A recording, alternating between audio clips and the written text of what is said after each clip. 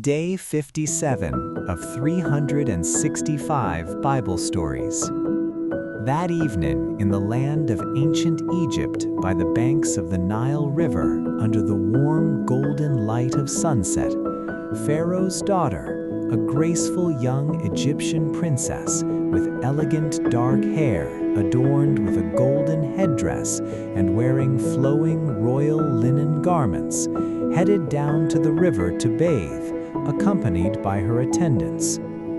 As she approached the riverbank lined with tall bulrushes and papyrus plants, she noticed something unusual floating gently on the water, a small woven reed basket sealed with pitch. "Quick, go and fetch that basket," she called to one of her servants. The servant, a young woman in simple linen attire, waded carefully into the cool river waters and carried the basket back to the princess on the grassy riverbank.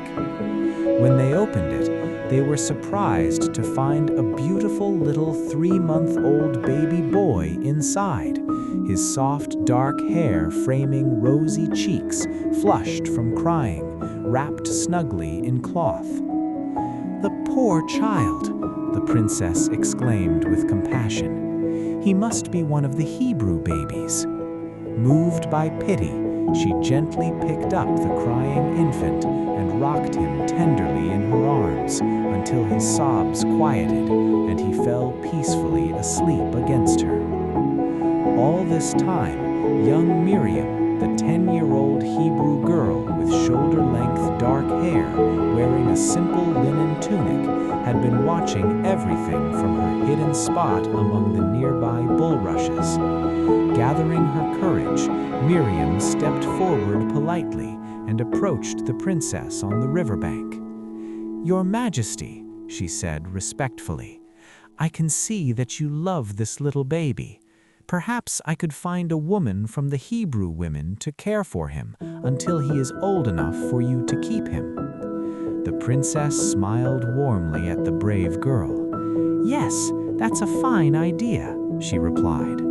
So Miriam hurried back to her mother in their simple mud brick home and brought her to the princess. The boy's own mother, the middle-aged Hebrew woman with long dark hair tied back, wearing a simple linen dress, took her precious son back home and nursed and raised him with love until he was old enough to be weaned. Then, when the time came, she brought him to the palace where the princess waited. "He's yours now," the mother said with a heavy yet trusting heart. The princess took the boy into her arms once more. "What will you name him?" she was asked, and she answered, "His name will be Moses, because I drew him out of the water." Join me tomorrow as we continue this journey through the Bible.